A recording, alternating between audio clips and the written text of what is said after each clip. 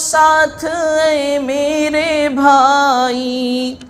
بس ضلعۃ الشیخ عبد المتین سلفی حفظہ اللہ، امام و خطیب مسجد ابو بکر سورنا کو آواز دوں گا کہ شیخ محترم تشریف لائے۔ شیخ کا عنوان ہے اللہ کا ڈر، اور اس عنوان پر گفتگو کریں۔ آپ لوگوں کے السلام علیکم ورحمۃ اللہ وبرکاتہ۔ ان الحمد للہ نحمده ونستعینه ونستغفره ونعوذ بالله من شرور انفسنا ومن سیئات اعمالنا، من يهده الله فلا مضل له ومن يضلل فلا هادي له، وأشهد أن لا إله إلا الله وحده لا شريك له، وأشهد أن محمدا عبده ورسوله، أما بعد فإن خير الحديث كتاب الله، وخير الهدي هدي محمد صلى الله عليه وسلم، وشر الأمور محدثاتها وكل محدثة بدعة وكل بدعة ضلالة وكل ضلالة في النار۔ أعوذ بالله السميع العليم من الشيطان الرجيم، بسم الله الرحمن الرحيم۔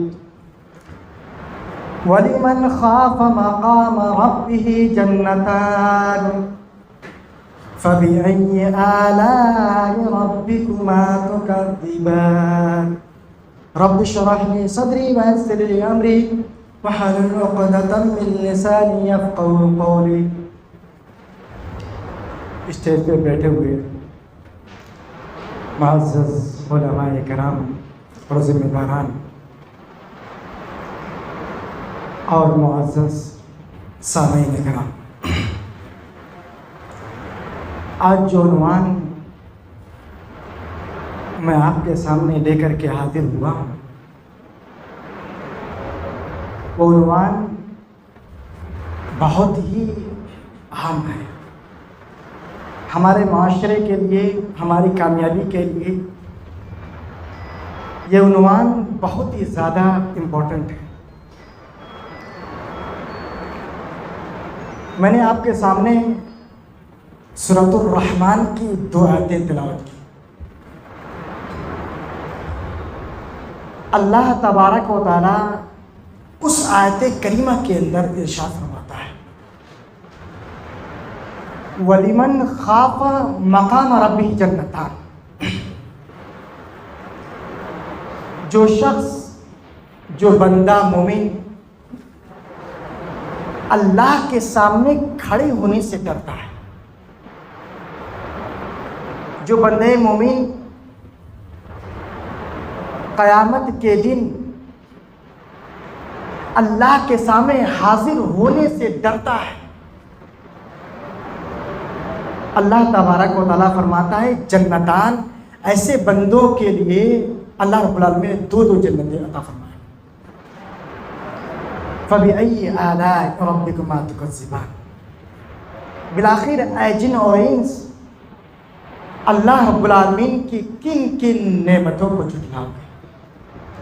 اس آیت کی تفسیر کرتے ہوئے مفسرین بیان کرتے ہیں کہ اللہ تبارک و تعالیٰ اپنے اس بندے کو 2 جنتیں دے گا جس کے دل میں یہ خوف ہو کہ ہمیں اللہ کے سامنے حاضر ہونا ہے، جس کے دل میں یہ ڈر ہو کہ ہمیں مر کر کے جانا ہے اور اللہ کے سامنے اپنے سارے عمل کا حساب دینا ہے۔ اللہ فرماتا ہے اس کے لیے 2 جنتیں ہیں۔ صحیح بخاری کی روایت ہے، 2 جنتیں کیسی ہوں گی؟ وہ 2 جنتیں جو بندے مومن کو دیا جائے گا اور اس کے اندر اللہ کا خوف ہے، وہ 2 جنتیں کیسی ہوں گی؟ صحیح بخاری کی روایت ہے 2 جنتیں چاندی کی ہوں گے اور چاندی کے ہوں گے، اور جنت جو ہوں گے اس کے سارے اشیاء، سارے کے سارے سامان، سارے کے سارے برتن چاندی کے ہوں گے۔ اور 2 جنت سونے کے دیے جائیں گے، 2 جنت سونے کی دیے جائیں گے، اور اس کے ساری چیزیں، سارے اشیاء، سارے برتن، ظروف وغیرہ سارے کے سارے سونے کے ہوں گے۔ اچھا، اللہ سے ڈرنے کا مطلب کیا ہے؟ اللہ سے خوف کھانے کا کیا مطلب ہے؟ ہم سب سنتے ہیں کہ اللہ سے ڈرو، اللہ کا خوف رکھو، اس کا مطلب کیا ہے؟ اللہ سے ڈرنے کا مطلب یہ ہے اللہ کے عذاب سے ڈرنا۔ اللہ سے ڈرنے کا مطلب ہے اللہ کی پکڑ سے ڈرنا۔ اللہ سے ڈرنے کا مطلب یہ ہے کہ زندگی میں ایمان کے چھن جانے سے ڈرنا۔ اللہ سے ڈرنے کا مطلب ہے برے خاتمے سے ڈرنا۔ اللہ سے ڈرنے کا مطلب ہے قبر کے عذاب سے ڈرنا۔ اللہ سے ڈرنے کا مطلب ہے حشر و نشر سے ڈرنا۔ اللہ سے ڈرنے کا مطلب ہے قیامت کے دن اللہ کے سامنے ذلیل ہونے سے ڈرنا۔ یہ ہے اللہ کے ڈرنے کا مطلب۔ یہ ہے اللہ سے ڈرنے کے مختلف مظاہر ہیں، مختلف شکلیں ہیں۔ یہ اللہ تبارک و تعالی سورۃ المعارج کے اندر اپنے خاص بندوں کی صفتیں بیان کرتے ہوئے ارشاد فرماتا ہے۔ ان بندوں کی صفتیں کیا ہوں گی؟ اللہ تبارک و تعالی سورۃ المعارج کے اندر ارشاد فرماتا ہے والذین هم من عذاب ربهم مشفقون۔ اللہ کے وہ بندے جو اللہ کے عذاب سے ڈرا کرتے ہیں، اللہ کے بندے جو اعمال صالحہ کرنے کے باوجود، نیک عمل کرنے کے باوجود، صالح عمل کرنے کے باوجود بھی ان کے دل میں ایک خوف ہوتا ہے کہ ہمیں اللہ کے پاس جانا ہے، ہمیں اللہ کے پاس حاضری دینی ہے، اور ان کو یہ یقین ہوتا ہے ہم جو یہ نیک عمل کر رہے ہیں، یہ جو نماز کی ادائیگی کر رہے ہیں، یہ جو روزہ رکھ رہے ہیں، یہ جو زکوٰۃ دے رہے ہیں، یہ نیک عمل ہم کو جنت میں داخلہ نہیں دلا سکتے جب تک کہ اللہ کی رحمتیں ہم پر نازل نہ ہو جائے، جب تک کہ اللہ تبارک و تعالیٰ کی رحمتیں ہم کو اپنے دامن میں گھیر نہ لے، ڈھانپ نہ لے، ہم کو یہ ہماری نمازیں، یہ ہمارے زکوٰۃ اور یہ ہمارے صدقات اور یہ ہمارے ایک دوسرے کے ساتھ خیر خواہی کرنا ہم کو جنت میں داخلہ نہیں دلا سکے۔ ان عذاب ربهم غیر مامون۔ اللہ فرماتا ہے اے میرے بندو، اس عذاب سے بے خوف مت ہو جانا، اللہ کے عذاب سے تم نڈر مت ہو جانا، کیونکہ یہ عذاب تو ایسا ہے تم کو چھوڑنے والی نہیں ہے، اس سے کوئی بچنے والا نہیں ہے، اس کے لیے ممکنہ تدبیر اختیار کر کے آنا، اس سے بچنے کے لیے تدابیر اختیار کر کے آنا۔ محترم معزز سامعین، آج ہم اپنے اعمال پر نظر ڈالیں۔ آج ہم قدم قدم پر برائی کر رہے ہیں، قدم قدم پر اللہ کی نافرمانی کر رہے ہیں۔ ہمیں احساس نہیں کہ ہمیں اللہ کے پاس جانا ہے، اللہ کے پاس حاضری دینی ہے، اور ہم دنیا میں جو بھی عمل کر رہے ہیں ان سارے اعمال کا حساب دینا ہے اللہ کے پاس۔ اللہ کے پیارے پیغمبر اللہ کے سامنے ذلیل و رسوا ہونے سے خوف کھا رہے ہیں، اللہ کے سامنے ذلیل ہونے سے ڈر رہے ہیں۔ یہ دنیا کی ذلت و رسوائی نہیں ہے، یہ ذلت و رسوائی کے مختلف علاقوں کے لیے محدود ہے، مختلف شہروں تک محدود ہے، اور انسان اس میں اس ذلت و رسوائی سے بچنے کے لیے آپ اندازہ لگا سکتے ہیں کہ انسان اس ذلت و رسوائی کو بھی برداشت نہیں کر سکتا۔ تو آپ اندازہ لگائیے میرے عزیز ساتھیوں، اللہ رب العالمین قیامت کے دن حضرت آدم علیہ السلام سے لے کر کے قیامت کے دن آخری انسان کو قیامت کے دن اللہ رب العالمین اکٹھا فرمائے گا، اور پھر اس کے سامنے تمام لوگوں کے سامنے اللہ ذلیل و رسوا کرے گا۔ آپ اندازہ لگائیے اس وقت اس ذلت و رسوائی کو ہم کیسے برداشت کر پائیں گے، اس ذلت و رسوائی کو ہم کیسے برداشت کر سکتے ہیں۔ اللہ کے پیارے پیغمبر حضرت ابراہیم خلیل اللہ علیہ السلام. کون ابراہیم خلیل اللہ علیہ السلام؟ وہ ابراہیم خلیل اللہ علیہ السلام جن کو اللہ تبارک و تعالیٰ نے اپنا خلیل بنا لیا ہے. وَاتَّخَذَ اللَّهُ إِبْرَاهِيمَ خَلِيلًا. اے ابراہیم ہم نے تو تجھے اپنا خلیل بنا لیا ہے, ہم نے تو تجھے اپنا دوست بنا لیا ہے. وہ ابراہیم علیہ السلام کے خوف کا عالم یہ ہے, اللہ سے دعا کر رہے ہیں لا تخزنی یوم یبعثون. اے میرے پروردگار جس دن تو سارے انسانوں کو, جس ساری مخلوق کو زندہ کرے گا اور پھر اس دن ہمیں عذاب دے کر کے, ہمارا مواخذہ کر کے, ہمیں ذلیل نہ کرنا, ہمیں رسوا نہ کرنا. اس دن کا تو معاملہ یہ ہے, اس دن نہ ہمارے اولاد ہم کو کوئی فائدہ دے گی اور نہ ہمارے مال و متاع ہم کو کوئی فائدہ دیں گے. اللہ ارشاد فرماتا ہے لا ينفع مال و بنون. یہ ہمارے اولاد جو اپنے باپ کی حفاظت کے لیے ہم وقت تیار رہتے ہیں, باپ کو کوئی پریشانی ہو جاتی ہے, بیٹے ہم وقت تیار ہوتے ہیں, لڑنے کے لیے تیار ہو جاتے ہیں, اس پریشانی کو دور کرنے کے لیے تیار ہو جاتے ہیں. یہ اولاد بھی اللہ کے یہاں فائدہ نہیں دینے والی ہے. یہ مال و دولت جو باپ اپنے بیٹے کے آسانی کے لیے کماتا ہے, یہ مال و دولت جو باپ اپنے بیٹے کو خوش رکھنے کے لیے کماتا ہے, وہ مال و دولت بھی اللہ رب العالمین کے یہاں کوئی فائدہ دینے والی نہیں ہے. میرے عزیز ساتھیوں, تو بتاؤ فائدہ دینے والی چیز کیا ہے؟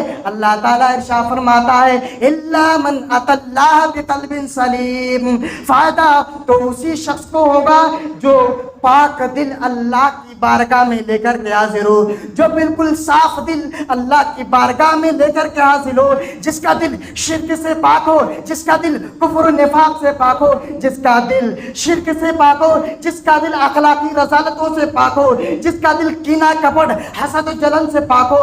فائدہ تو اسی شخص کو ہونے والا ہے جس کا دل تمام طرح کی اخلاقی برائیوں سے پاک ہو, تمام طرح کی عقیدے کی برائیوں سے پاک ہو. اللہ تعالیٰ ارشاد فرماتا ہے الا من اتى اللہ بقلب سلیم.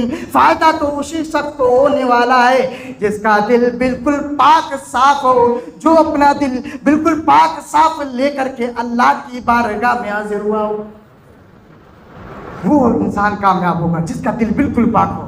کینہ کپٹ اس کے دل میں نہیں ہے, نفرت اس کے دل میں نہیں ہے, حسد اس کے دل میں نہیں ہے, شرک کی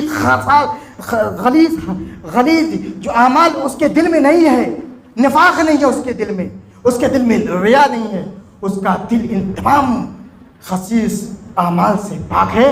اللہ فرماتا ہے اسی انسان کو کامیابی حاصل ہے. وہی انسان اللہ کے سامنے ذلیل اور رسوا ہونے سے بچ سکتا ہے. وہی انسان, اسی انسان کو اللہ رب العالمین اپنے عذاب سے بچائے. اللہ تبارک و تعالیٰ قرآن کریم کے اندر اپنے مومن بندوں کی صفتیں بیان کرتا ہے. آپ اس صفتوں کو تھوڑا سا غور سے سنیے گا. اللہ رب العالمین اپنے مومن بندوں کو صفتیں کس طریقے سے بیان کر رہا ہے. اور وہ مومن بندے کون؟ جو نماز کی ادائیگی کرتے ہیں, جو روزہ رکھتے ہیں اور جو زکوٰۃ دیتے ہیں, اللہ کی بارگاہ میں اپنے مال کو خرچ کرتے ہیں. وہ اللہ کے بندے, ان کے بارے میں اللہ رب العالمین کیا ارشاد فرماتا ہے. اللہ تبارک و تعالیٰ سورۃ المومنین کے اندر ارشاد فرماتا ہے والذین یؤتون ما آتوا وقلوبهم وجلہ.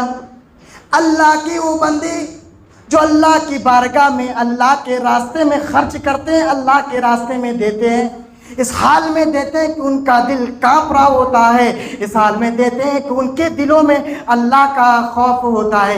اس آیت کریمہ کو ام المومنین حضرت عائشہ رضی اللہ عنہ تلاوت کرتی ہیں اور اللہ کے نبی سے پوچھتی ہیں اے اللہ کے نبی کیا اس آیت کریمہ سے یہی لوگ مراد ہیں؟ اے اللہ کے نبی کیا اس آیت کریمہ سے وہ لوگ مراد ہیں جو چوری کرتے ہیں, جو زنا کرتے ہیں, جو شراب پیتے ہیں؟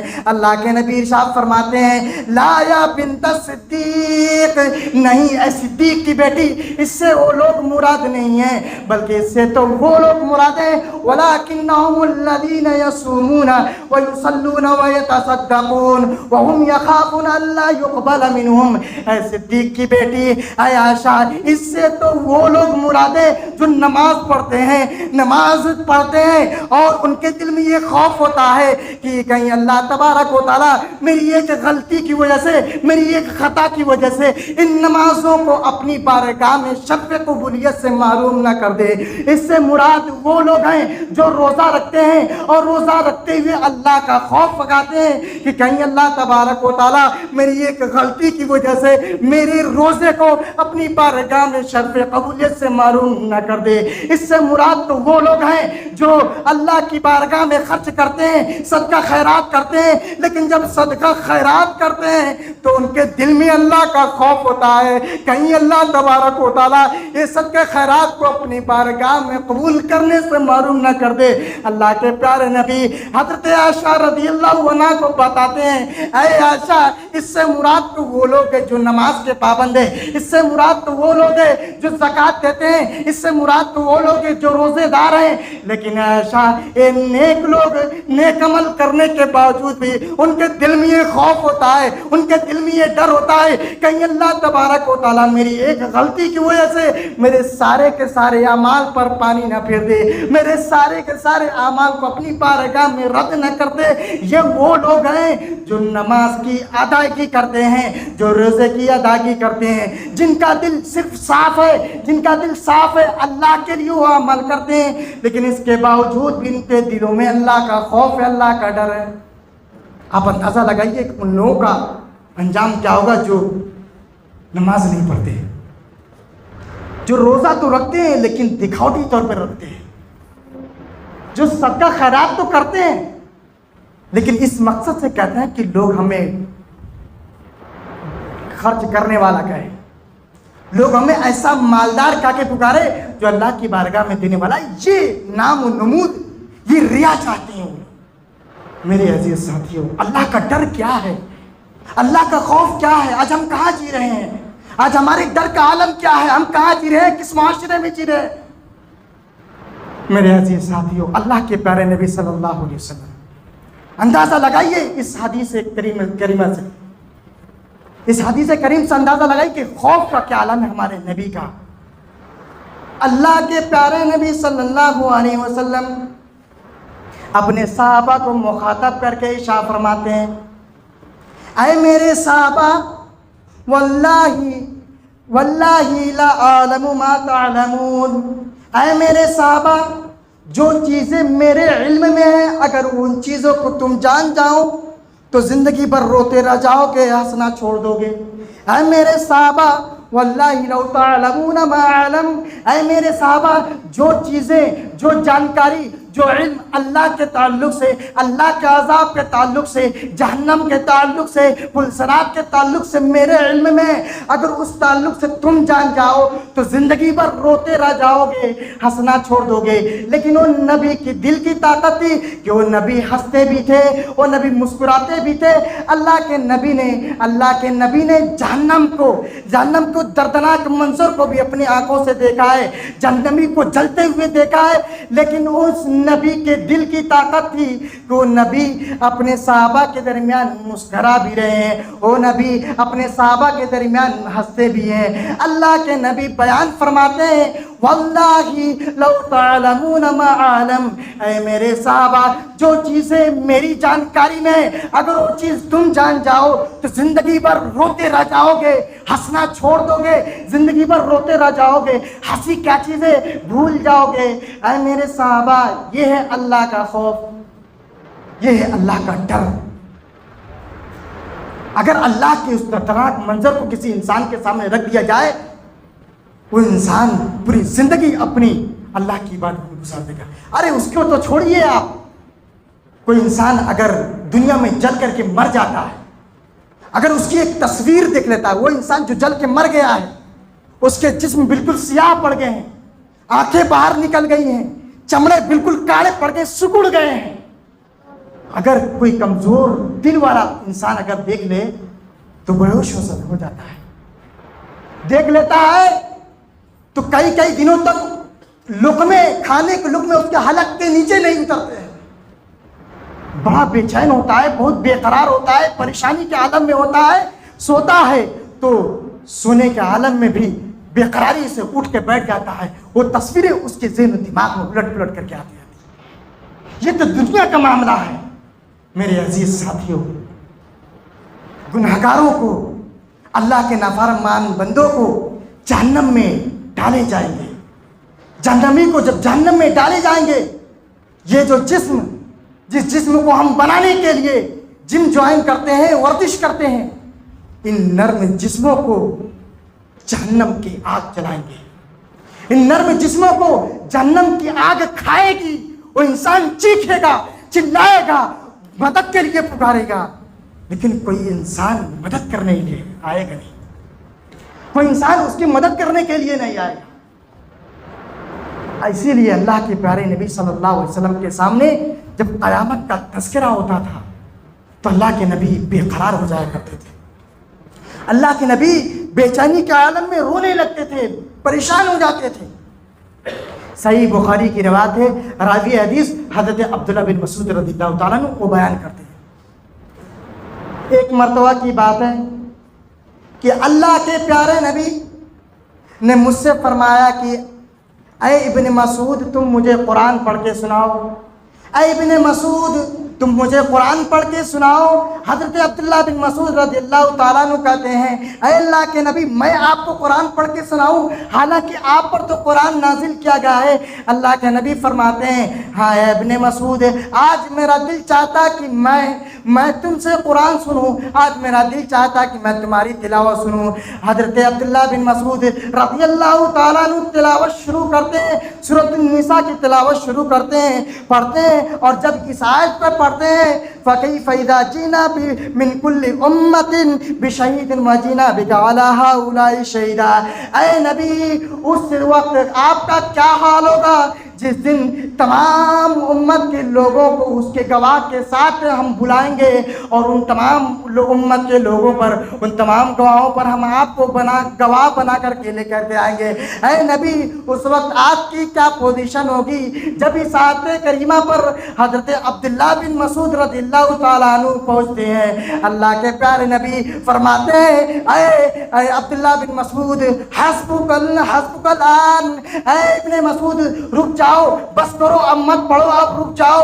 हज़रत अब्दुल्लाह बिन मसूद रज़ियल्लाहु ताला अन्हु बयान करते हैं कि जब मैंने अपनी नज़र को अल्लाह के नबी के रुख अनवर पर डाला तो अल्लाह के नबी ज़ारो कतार रो रहे थे, अल्लाह के नबी के आंखों से आंसू जारी थे, अल्लाह के नबी बेतहाशा रो रहे थे। अरे मेरे साथियों, ये तो उस नबी के, इस नबी के खौफ का आलम है जिसके अगले पिछले तमाम के तमाम गुनाह माफ़ कर दिए गए, जिसके अगले भी गुनाह माफ़ कर दिए गए, जिसके पिछले भी गुनाह माफ़ कर दिए गए। अल्लाह ने तो रहमतुल लिल आलमीन का लक़ब दे दिया है। उस नबी के खौफ का आलम यह है कि वो नबी जब क़यामत का तज़किरा सुनता है तो उसके आंखों से आंसू जारी हो जाते। आज हम अपने दिलों को टटोलें, आज हम किस माशरे में जी रहे हैं, आज हमारे खौफ का क्या आलम है, हम कहाँ हैं खौफ के इस मेयार से। आज तो हम बड़े मुतमईन होकर के अपनी ज़िंदगी गुजार रहे हैं।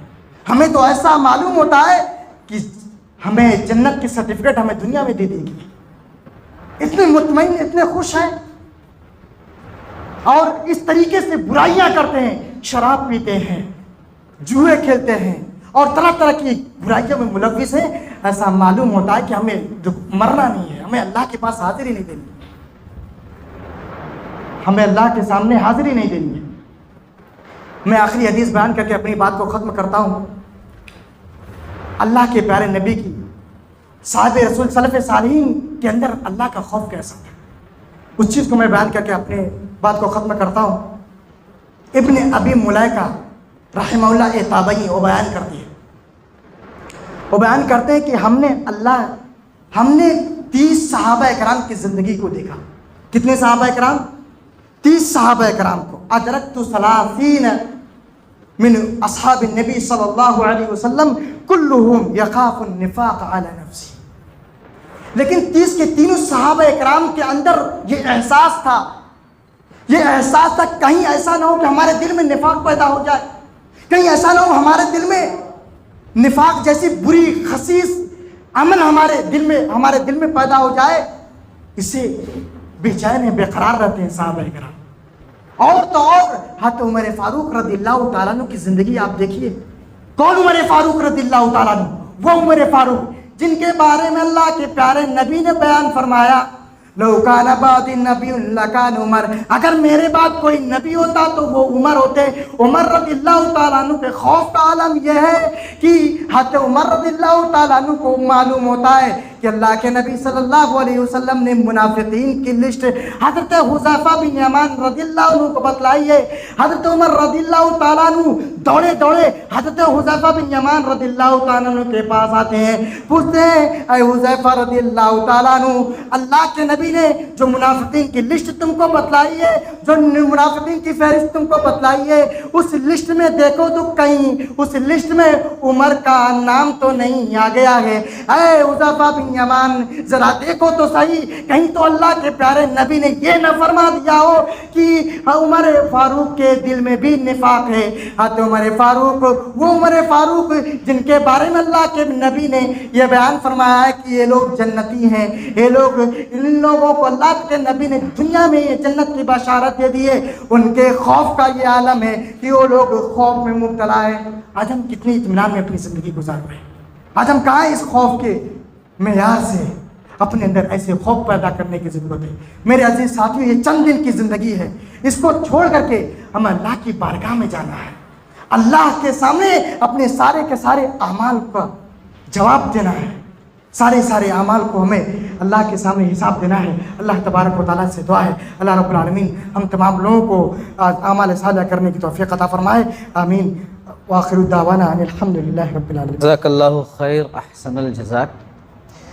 یہ تو شیخ عبد المتین سلفی حفظہ اللہ، مسجد ابوبکر سورنا کے امام و خطیب، جن کا عنوان تھا اللہ کا ڈر۔ یقیناً عزیزان گرامی، اللہ کا ڈر سب سے اہم چیز ہے۔ اگر اللہ کا ڈر نہیں ہے تو پھر آدمی کچھ بھی نہیں کرے گا، اور اگر اللہ کا ڈر ہے تو ہر گناہ سے بچ سکتا ہے۔ اللہ کا ڈر ہے اس کے دل کے اندر تو وہ نماز بھی پڑھے گا، روزہ بھی رکھے گا، لوگوں سے اچھی بات بھی کرے گا، لوگوں کو ستائے گا بھی نہیں، سب کے حقوق ادا کرے گا۔ اگر اللہ کا ڈر ہی نہیں ہے تو پھر سب کچھ خراب ہی ہے۔ آدمی آج کیمروں سے بڑا ڈرتا ہے نا، یہاں کچھ غلط کروں گا تو کیمرے میں آ جاؤں گا، کیمرہ آن ہے، لیکن آدمی یہ بھول جاتا ہے کہ اللہ تعالیٰ کا کیمرہ جو ہمیشہ آن ہے، جہاں وہ ہمیشہ، اور یہ دنیا کا کیمرہ تو تھوڑا خراب بھی ہو سکتا ہے، ریکارڈنگ نہیں بھی ہو سکتی ہے، کچھ پرابلم ہو سکتا ہے، ڈیلیٹ بھی ہو سکتا ہے، لیکن اللہ تعالیٰ کا کیمرہ وہ تو کچھ فالٹ نہیں ہو سکتا اس کے اندر، وہ ایک سیکنڈ بھی لیٹ نہیں ہو سکتا، اس میں ایسا بھی نہیں کہ کلیئرٹی نہیں اچھی آ رہی ہے، سمجھ میں نہیں آ رہا ہے بندہ کیا کر رہا ہے، فیس نہیں آ رہا، ایسا کچھ بھی نہیں۔ اللہ کا کیمرہ پرفیکٹ ہے ہمیشہ، اور اوپر سے دو جو آزو بازو بیٹھے ہوئے ہیں وہ الگ سے ہیں۔ اسی لیے جو ہے ہمیشہ ہمیں اللہ تعالیٰ کا ڈر، خوف رہنا چاہیے۔ اللہ کے نبی صلی اللہ علیہ وسلم سے ایک مرتبہ جب صحابہ کرام نے کہا کہ ہم کو وصیت کیجئے، کچھ نصیحت کیجئے، کوئی خاص بات بتائیے، تو آپ صلی اللہ علیہ وسلم نے کہا اتق اللہ حیثما کنتا، تم جہاں کہیں رہو اللہ کا ڈر تمہارے دل میں ہونا چاہیے۔ یہ سب سے اہم چیز ہے، اس لیے کہ وہ یکتا ہے، اکیلا ہے، نہیں اس کا کوئی ثانی۔ وہ یکتا ہے، اکیلا ہے، نہیں اس کا کوئی ثانی، وہی سب کو کھلاتا ہے، پلاتا ہے وہی پانی، عبادت اس کی کرتے ہیں بنی یہ نوع انسانی، اسی کے آگے جھکتے ہیں سر شاہی و سلطانی۔ سب اس کے سامنے جھکتے ہیں، اس سے بڑھ کر کوئی نہیں، اور یہ بات ہم سے اچھا کون جان سکتا ہے، اس لیے اس کا خوف، اس کا ڈر ہمارے اندر ہونا چاہیے۔ جزاک اللہ خیر شیخ محترم۔ اب بلا تاخیر کے میں فہیم عبداللہ صاحب سلفی حفظ اللہ کو میں دعوت دوں گا۔ شیخ کا عنوان ہے جو ہے اسلام میں نوجوانوں کا مقام و مرتبہ۔ شیخ